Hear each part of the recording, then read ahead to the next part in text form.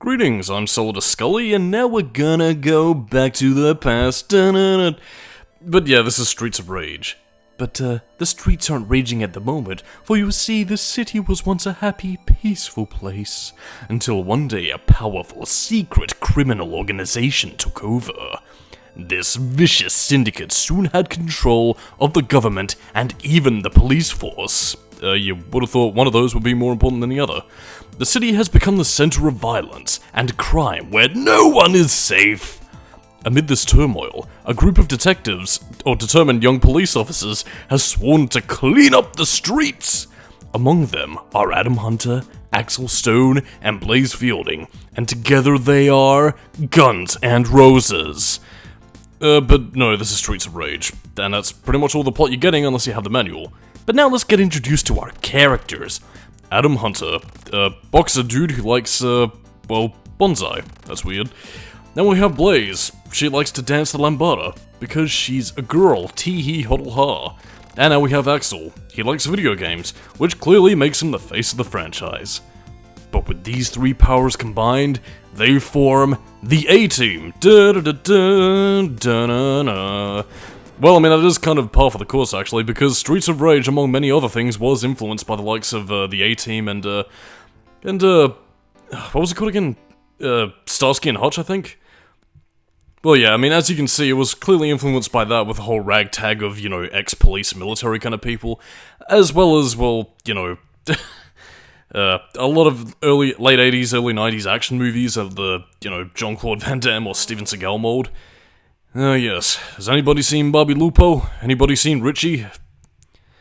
But yeah, this is the first Streets of Rage.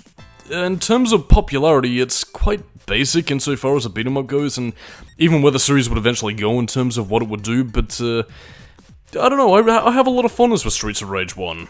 It's, certainly the most grounded game in the series, which defies both its origins and where the series would eventually go as a more, stylized and bizarrely sci-fi series it would eventually become.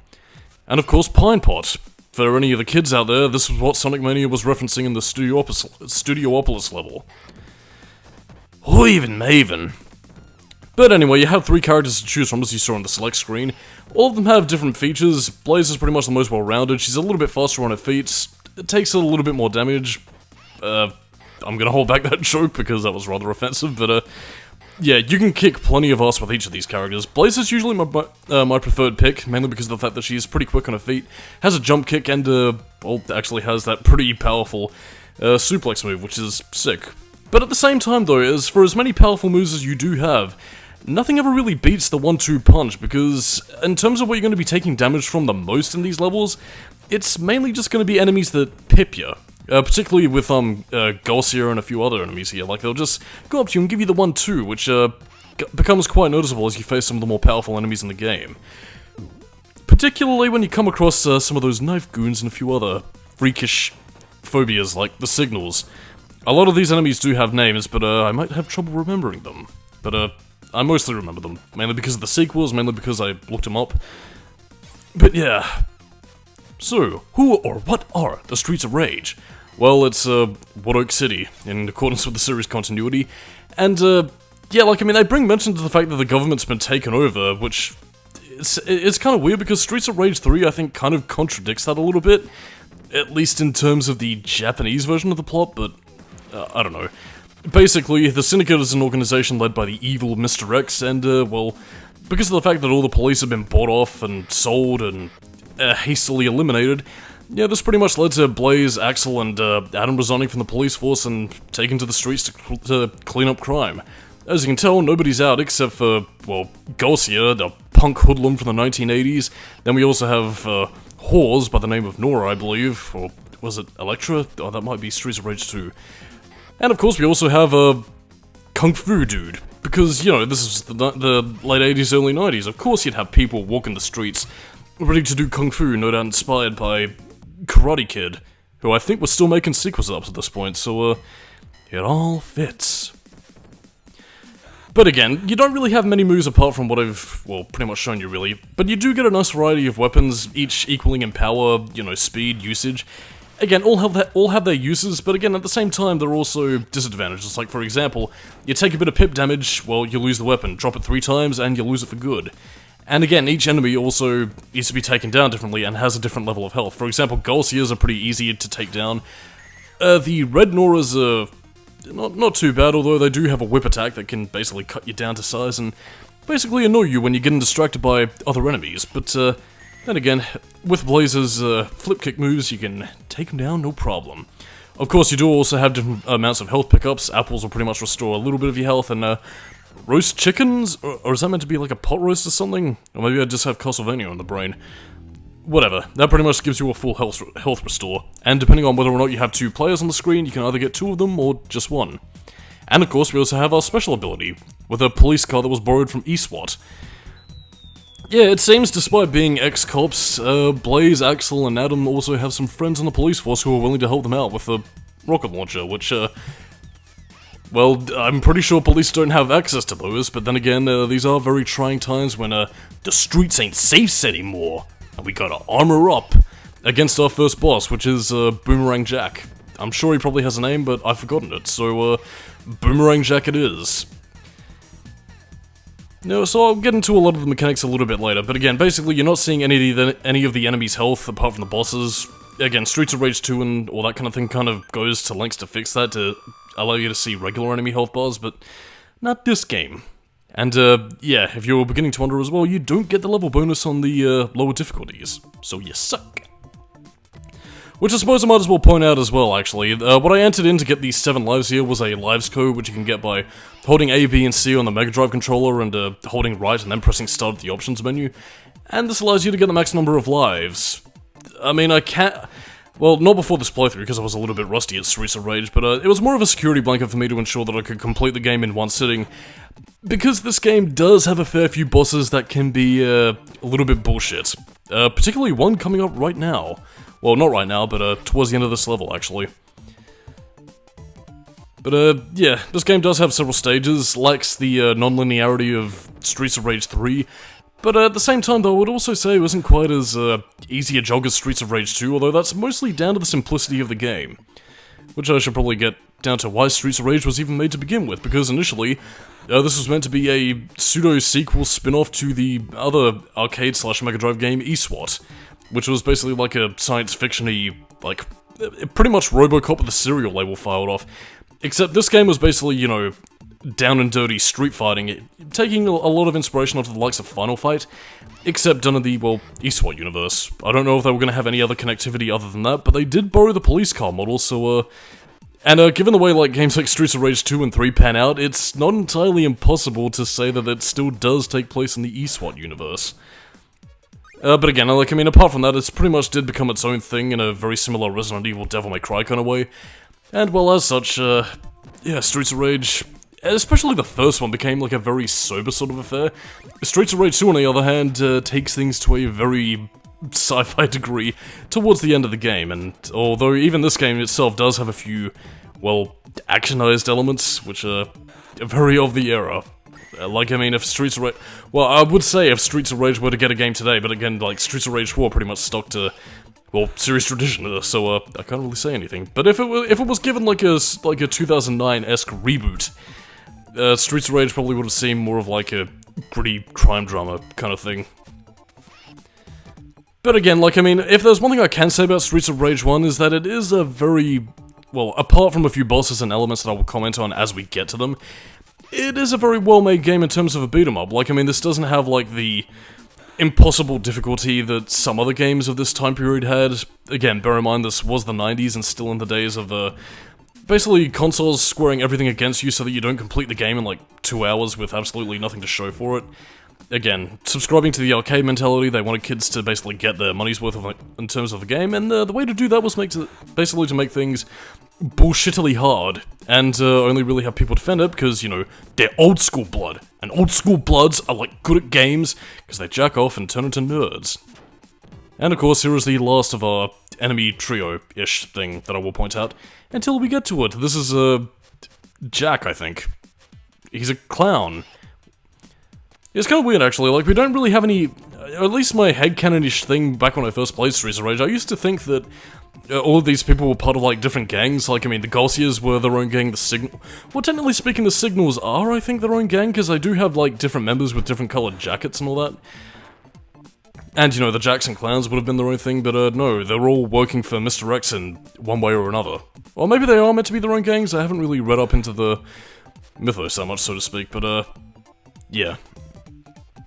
To also talk about another thing about Streets of Rage's health system, really.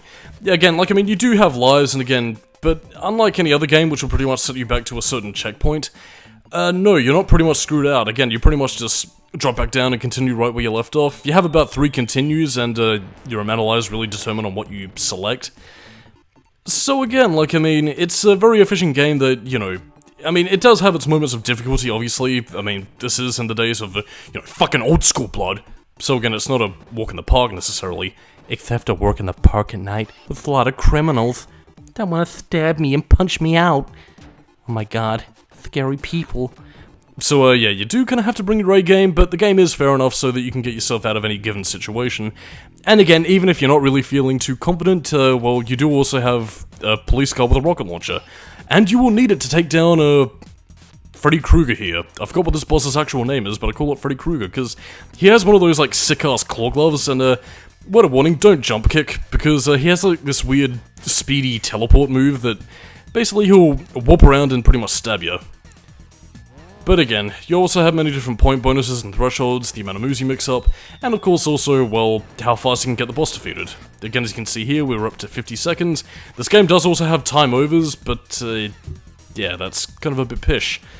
Again, the best strategy I have for defeating, like, street brawler Freddy Krueger here, who got into street brawling rather than nightmares, is basically to get in close and just sort of toss him about like an egg salad. Again, he does have the ability to kind of be a bit sporadic with his movements, but, yeah, that's really the only thing you've got to watch out for. It's a little bit pish, and he will catch you off guard, and probably be the result of you getting a lot of deaths early on. But putting all that aside, though, it's, I don't know, it's a level you can clear if you're on your toes and eventually figure out the strategies, which is something that I can give Streets of Rage, because each enemy, each of the enemies do have their own specific patterns and mentalities that you have to figure out and, again, work your way around, which is part of the reason why I like using Blaze the most, because again, she is the most well-balanced out of the trio, provided that her health deficit, you know, isn't a turn-off for you. So again, if you're good at the game, then you should be pretty sweet. But I mean, if I am going to be honest here, I think in terms of like, the best character to play as would probably be Adam, because like, I mean, he moves relatively quickly, akin to Blaze. His reach is definitely a lot longer than her punches.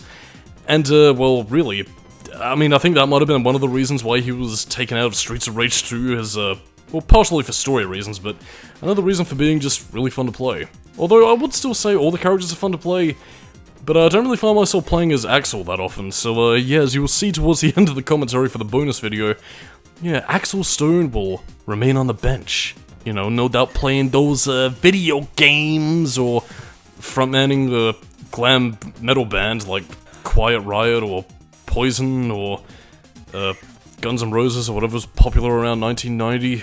Welcome to the jungle, we have fun and games. Walking around these Streets of Rage, enemies are a bane. We also have the green Galsias, which sound more like a fucking Irish drinking league more than anything else, but yeah, they have a little bit more hell to them. They tend to have a bit of... They tend to carry the knives a little bit more often as well, which are enemies that I have now decided to subdivide as Shiv. Because they walk around going, I'm gonna stab you, gonna stab you, gonna stab you, gonna stab you. Oh! And that's pretty much all she wrote. You do also have with the knife a few certain abilities with it, actually. Again, you can have your basic stabbing motion, but you can also throw it at enemies, which in some cases can be an insta-kill, which again can make them pretty popular, but I don't know. I tend to like the reach of the steel pipe, although its swinging capabilities can be a bit sluggish, and when enemies pip you, as will be the case every now and again when you're not really too careful and have your wind-up animation take a bit too long, yeah, you lose the pipe and then you just feel very sad. But again, it's part of the reason why I said that the 1-2 punches are preferable, because, like, I mean, again, they're quick, especially with Blaze, actually, like, I mean, they're relatively quick, and again, like, you are also dealing gradual damage, and it can prevent other enemies who, you know, come in and try to pip you, to basically stuck in their tracks and be stun-locked a little bit, which again, gives you a bit more breathing room to, again, go in for the kill and pull off some of those sweeter moves. So basically my only real bit of advice... Oh, by the way, another thing to point out with the signals, actually. Yeah, the signals have a tendency to throw you around like you're a salad dish in a washing machine. And basically, if you hold the jump button and press up on the D-pad, yeah, you can pretty much have a recovery roll. That will prevent you from losing damage, which will prevent you from gaining damage. Whatever's the correct term. I don't know this stuff. I've been in too many raging streets all my life. Took a lot of brain damage, or damaged brains. Which sounds more like a punk band now that I think about it. But again, like, I mean, you have a lot of helpful, things that you will sort of figure out on your own, and that's part of the reason why I really like playing Streets of Rage. Like, it's very intuitive, but at the same time, it's a lot of mechanics and depth that you'll figure out for yourself. Which, I mean, is honestly kind of rare for a game with the Mega Drive era, or SNES era, because, I don't know, like, I mean, then again, this does also depend on the game, obviously, but some mechanics are either so obscure that you needed, like, a guide to figure out, or some stuff the game just adequately didn't tell you for the sake of arbitrarily extending playtime, which is kind of bullshit, but I don't know, it was a common practice for the era, because gotta pad out the game time, because we suck. But yeah, now we're up to our boss fight this time, and wait, what is this?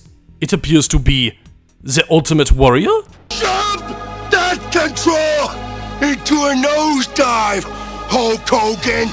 Well, fuck. Now we gotta make sure that this boss is, well, ending his wrestling career. And, yes, we're coming for you, brother, at WrestleMania! And, yeah, that's pretty much the extent of my knowledge right here. This boss is actually easier than Freddy Krueger, though, because, like, I mean, the Ultimate Warrior will pretty much charge you, except with your manipulation of, well, the Z-axis, I think that's what it's called. Yeah, you have two modes of attack, really. You can either, like, wait for the Ultimate Warrior to charge you, or you can, well, just, you know, zip down a little bit, wait for him to charge you, and then pretty much hug him and do the body slam. So, yeah. Adequately, I don't think Blaze would be in this wrestling weight, but, yeah, whatever. See you next time on Streets of Rage. I'm Solidus-Skully. Catching you at the flip side. 15 minutes of being famous!